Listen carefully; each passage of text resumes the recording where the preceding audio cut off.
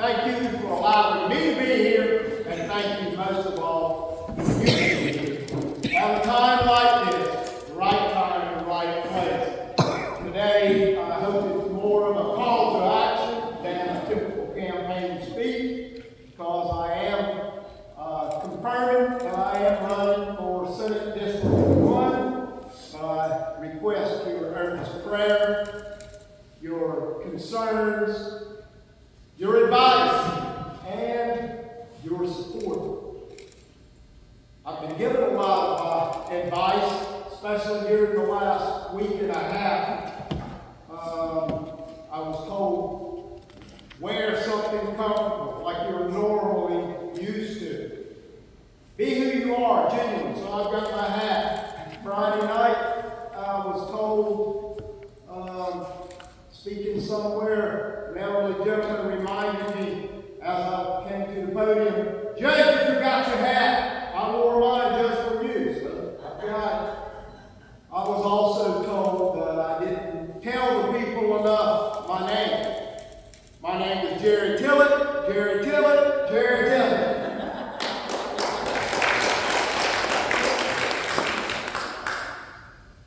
At this time and season, as we celebrate Veterans Day, we just recently passed 9/11. I would ask us all to be mindful and honoring those who have served and do serve in the military, and also as first responders, police officers, firemen, on duty 24/7, protecting our rights, our liberties, our security, and our way of life. Now, let me ask you what you want to do. We can call it audible. I've got the full load for you, the unexpurgated version. Or we can do an abbreviated version. We're going to give you 30 minutes. Do what you got to do. We already got our and get over now. Sometimes I tell stories because I'm taught and teach in trial advocacy that they resonate, they authenticate, they make people believe what you've said. I also try to tell a humorous story or a joke because I learned that people don't remember anything to say after a short period of time, but they'll remember the joke and then associate it. So let me tell you about a case. A farmer was in court, in civil court, suing for damages for personal injuries, and the insurance company's fancy lawyer was questioning him. "Didn't you say right there at the scene of the accident, 'I'm fine'?" The farmer said, "Well, I'll tell you what had happened. I had just loaded my favorite mule, Bessie." The lawyer interrupted and said, "I didn't ask you for any of those details. Just answer my question. Didn't you say right there at the scene, 'I'm fine'?" The farmer continued, "Well, I had just loaded Bessie into the trailer and I was driving down the road." "Objection," the lawyer said to him. "Judge, I'm trying to establish the fact that right there at the scene of the accident, as soon as the trooper came up, he told the highway patrolman that he was fine. Now here it is several months later, he's in court, he's suing my client for money damages. I think he's a liar, a fraud, a malingerer. Make him answer my question." Well, I was interested in what the farmer had to say about his mule, and I asked him to continue. He thanked me and said, "Well, I had just loaded Bessie, my favorite mule, into the trailer, was driving down the highway, when all of a sudden, out of nowhere, this great big tractor trailer ran through the stop sign and hit me right in the broadside. Knocked me into one ditch and old Bessie in the other." Now, I was hurting bad, but I could hear old Bessie over there moaning and groaning. And about that time, the trooper came up.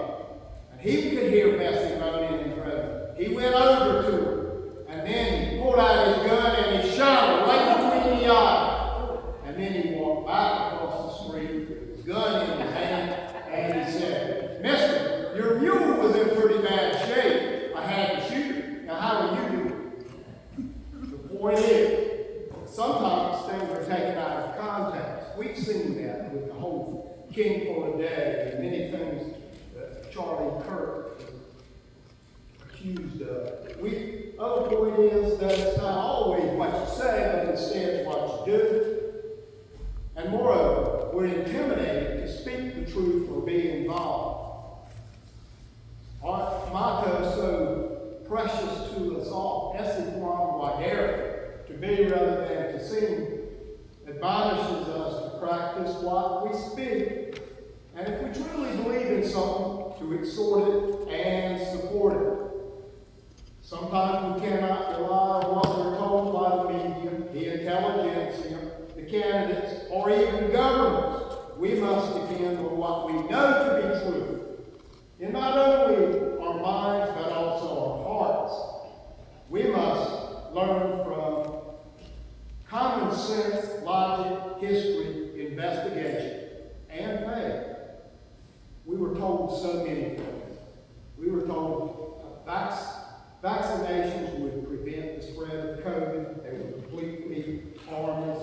We are now told that there are no sexes, male or female, only some hyphenated, agogenetic version. We are scolded to use the self-fabricated portmanteau neologism. Anybody know what that is?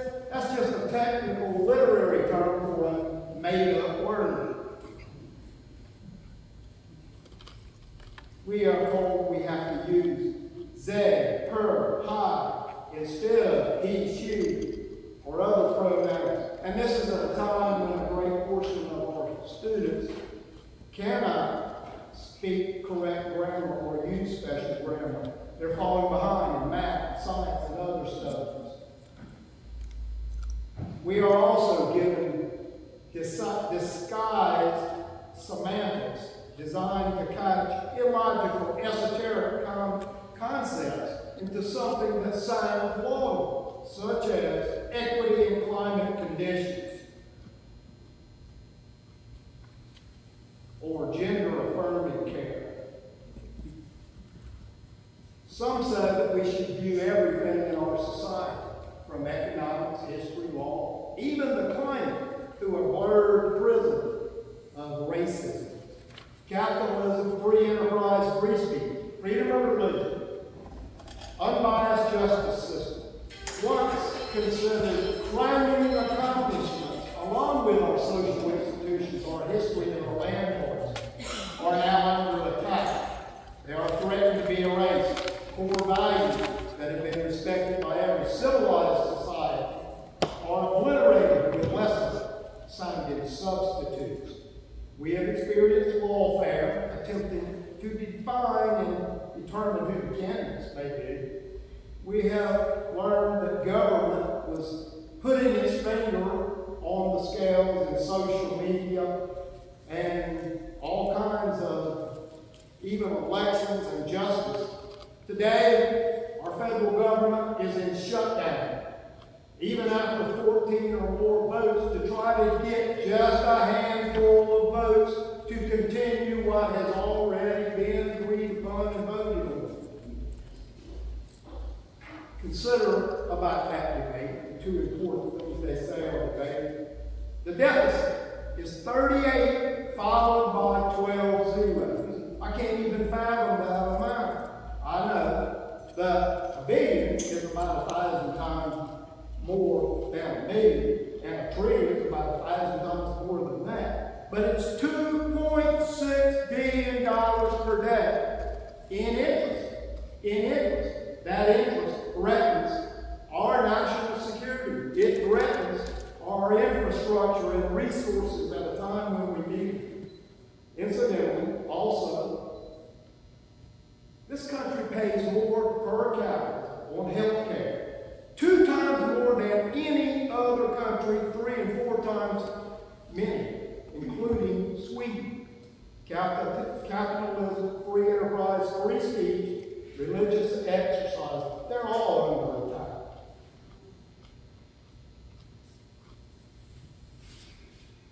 We've seen from the other side preaching tolerance when they're absolutely intolerant.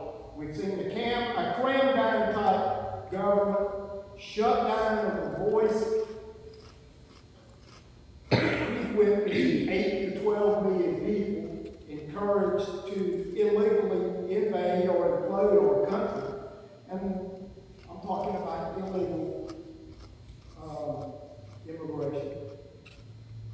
beyond our capacity to assimilate or screen, and beyond their willingness to assimilate. The polarization of our society is so intense now that it threatens all common sense. Now, I don't purport to have all the answers, but I'm just willing to listen. And I'm willing to rely on those core principles that I know to be true. I suspect that in this group there are more answers than questions, more truth than sham, more involvement than apathy or cowardice.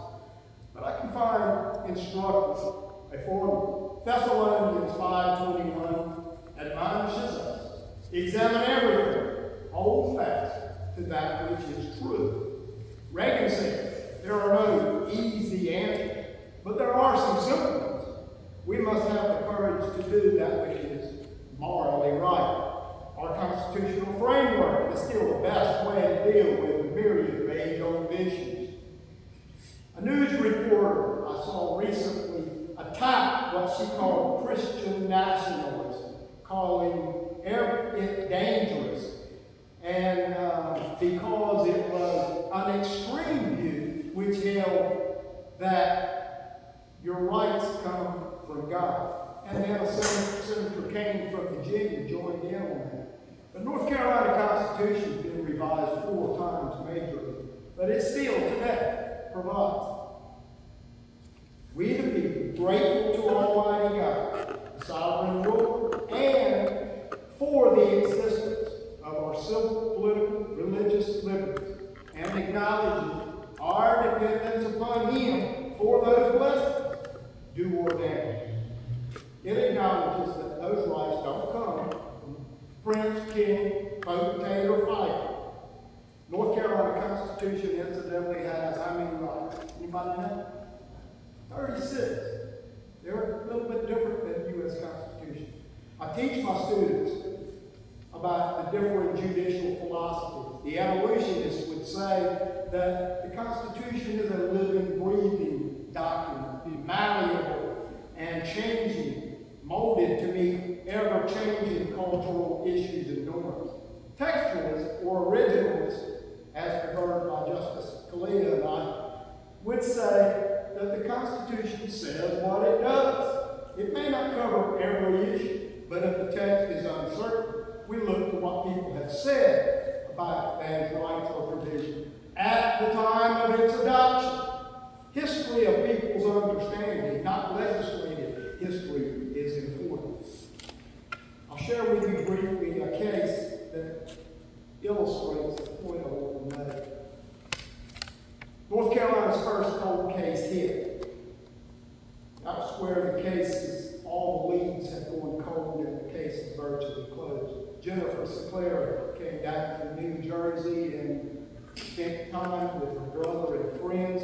One night left at the beach, she went out, and there she met her terrible fate. The next morning, the trash truck driving down the beach found her lifeless body, naked from the top down, her throat cut, her underwear stuffed in her mouth.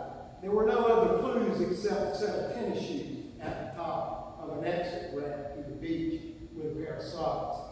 Unknown at that time was a 12-year-old girl nearby in Mania had been lured to the woods, told that she needed to help the perpetrator find his nephew, or show them where they played.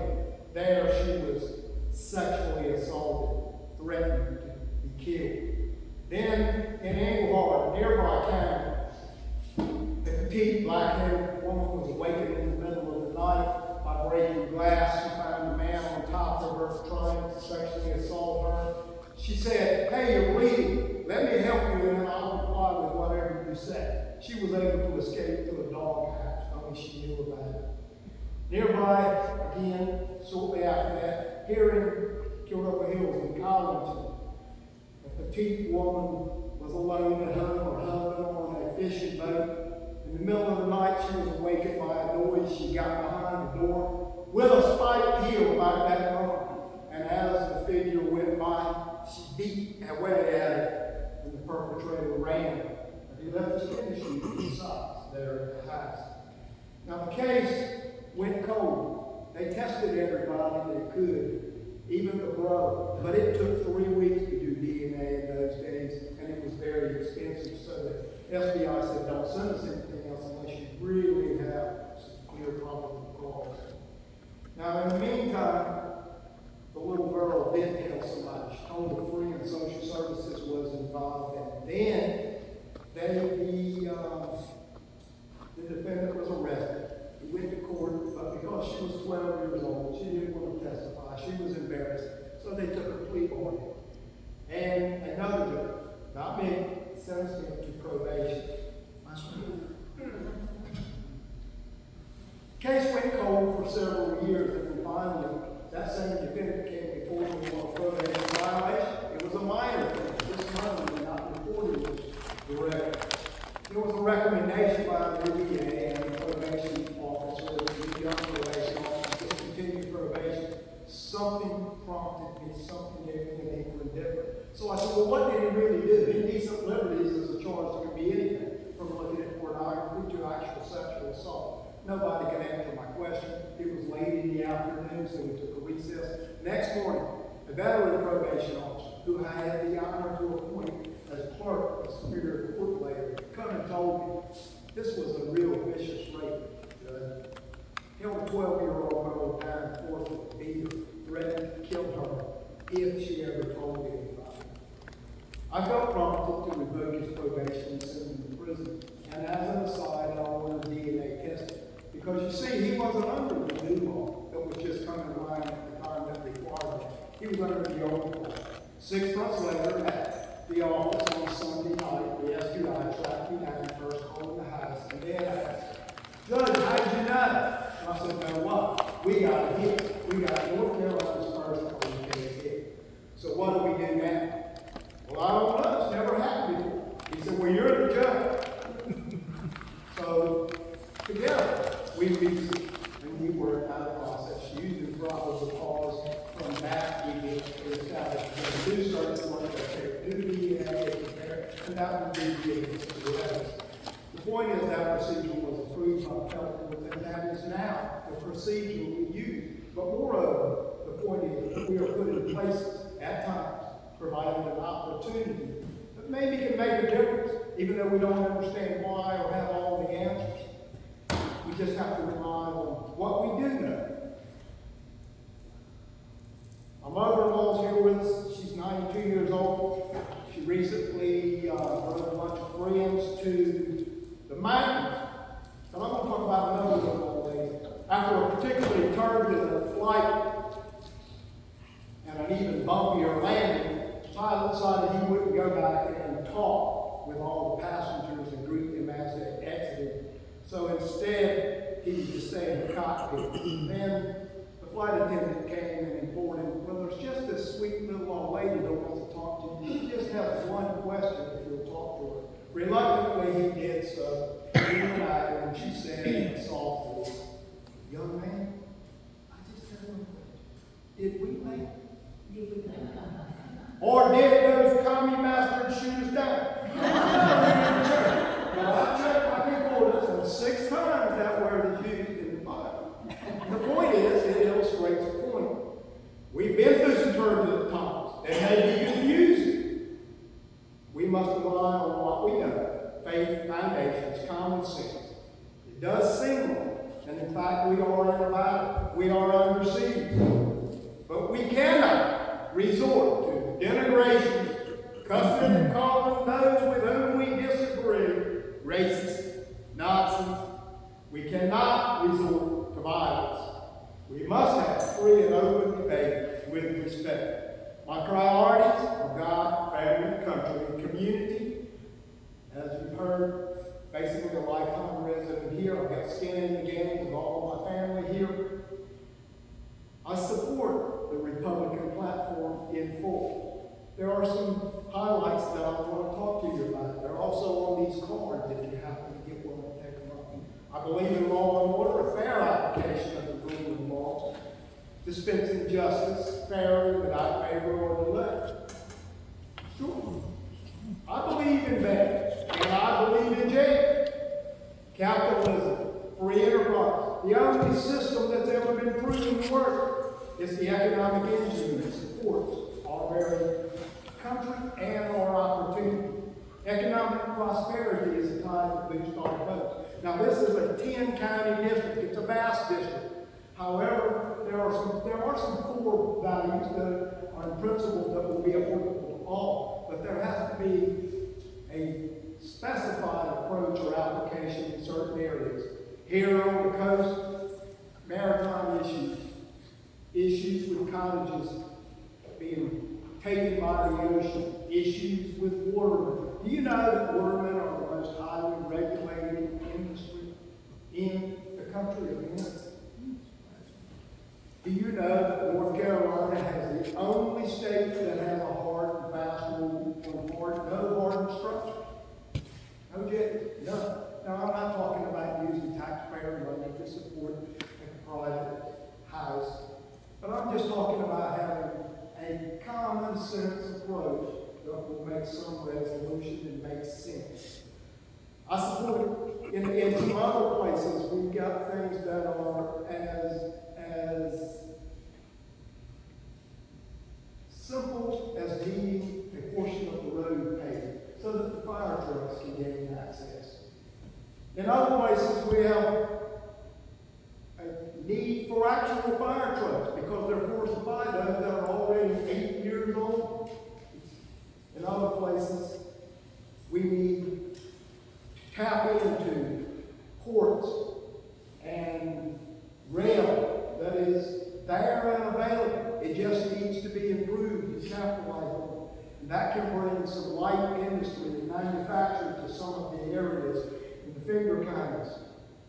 I support quality of life for residents. That is, we need to offset the effects of tourism in some dare and curry tub. We need to have access to health care, mental and physical. We have less access to health care than we did when I was a kid. And this is a problem all over our district.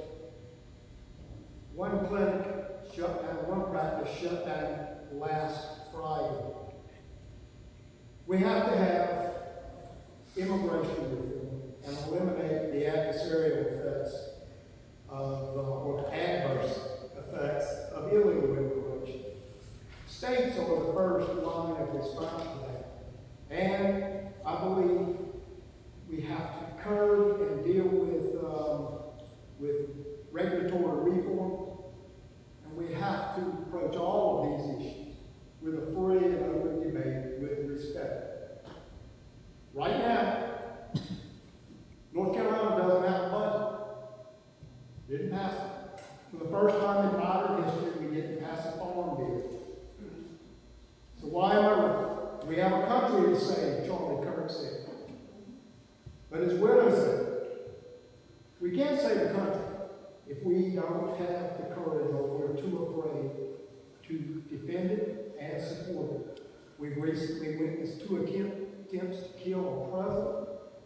We've seen intended killings of justices where the perpetrator received an extremely light punishment that had no deterrent effect. In nearby Virginia, an attorney general was elected after he fantasized that he would like to kill his political opponent, even wasting the other bullet that could have been used for the world's most notorious war criminal. Instead, using both bullets on his political opponent and then killing his children so his wife would have to witness the pain, and then denigrating the graves. Right now, 5 high-level executive officers are living on a military basis. Executive cabinet level positions, some of them, because their families are being doxxed, intimidated, and they're being threatened. We've seen what started with just censorship, intolerance, doxing, intimidation in public places, and now it's spread to outright violence. The assassination of Charlie Kirk affected me in corporate mind than I might otherwise have before imagined. They tried to silence not only a man, Charlie Kirk, but a whole movement. Not because what he said was untrue, blasphemous or treasonous, but because it was true and because it was successful. It has moved me from a place of comfortable complacency to obedience and advocacy. Starting with 9/11, now back to 9/11. Ecclesiastes 9:1-1. The race is not to the swift, nor the battle to the strong, nor favor to men of skill. But time and opportunity happen to them all. That word happen means right time, right place. It's used throughout the Bible. The word is korah. It means time and opportunity together. There are many examples of it. Kings 17:1-4, the prophet Elijah was many times prompted to go to a certain place at a certain time, and there to do a certain thing, and that would be successful for him. But Esther, the heroine in Esther 8:14, we know the story. She was implored to go and intercede for her people before the king. There was a plan to abolish and destroy her people. Even though she understood this was not only uncomfortable, but it may cost her her life. But she was admonished by her cousin Mordecai, who told her, if you remain silent at a time like this, you and your people will perish. And this may be the very reason that you've been put in this place. So I suggest it's no coincidence that you are here. The right time, the right place. We cannot remain silent at a time like this. If you think that we can make a difference, vote for it. If you don't, vote for the other person, whoever it is. But stand up, be involved, one way or the other. I do ask for your support. Together, we can be the right place at the right time. May God bless you.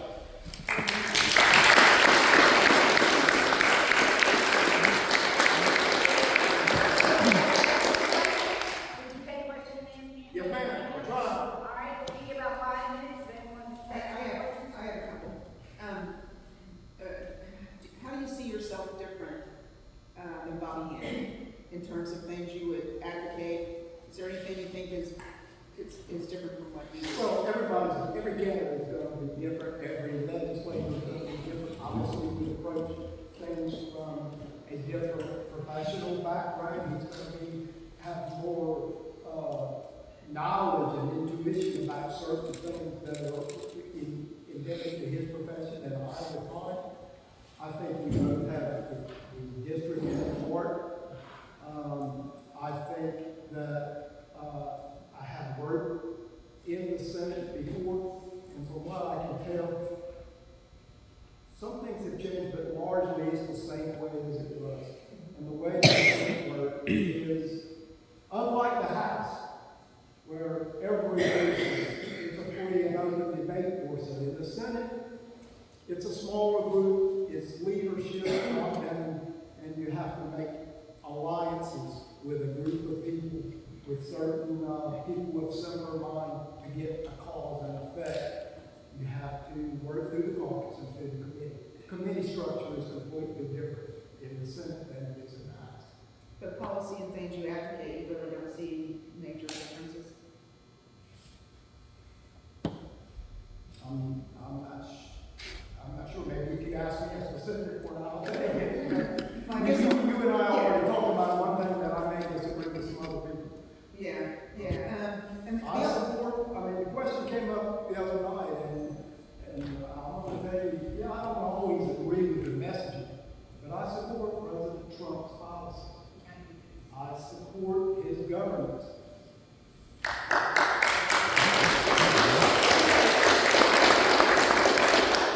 the only thing I can think about on Bobby specific is I have heard other people that he's advocating for help for the people whose houses. I'm sorry. He's advocating for help for the people whose houses have gone in water, and I guess some people feel like a lot of those are out-of-staters, and they should have taken care of that themselves, as opposed to coming to North Carolina for money to help them out once their house is gone in. So, but that's the only one I've heard of any controversy on. Well, there is some money that is set aside for just those reasons. We do some things that we use for people whose houses were destroyed in Hurricane Helene in different areas. And to the extent there is a similar and equitable principle that I would apply the same principle. That is, the legislature has always had those kind of monies available. Like roads, we can get grants temporarily, but they're not sustainable. There has to be a long-term fix. There has to be something come along, another plan behind that. My second one has to do with, you mentioned the security and safety for candidates. Have you had any indication that you have a problem, that you have to worry about it? I've been a Superior Court judge for 33 years. And then Threatened to blow up my car. One time they threatened to blow up my car, and I said, I can understand why you're mad with me, but why you want to blow up my car? So, no, I haven't had that be an issue yet. Yes? Let's fast forward to January 2nd, 2027, when you are our next senator. What do you feel a fire in your belly to do day one? Day one, I think the first objective is if I should be already done. Hopefully after the primary, you'll have some idea you can start to forge those alliances and ways to move forward. I can't emphasize this enough. The way you can get a freshman senator can't get a lot done unless you have those relationships, those alliances, both in the House and the Senate, that can speak with a common cause and speak with a common voice. And so that's the first thing that I want to accomplish. Yes? Will you have to do a primary, or is it too early to tell? It's too early to tell. I thought in December 1st they got Yeah. December. Hopefully there is no primary consent. Right now there's not. Right. The primary filing, all of the filing period is December 1st through the 19th, I believe. And then we'll know who the challengers are, primary or Democrat. It's not a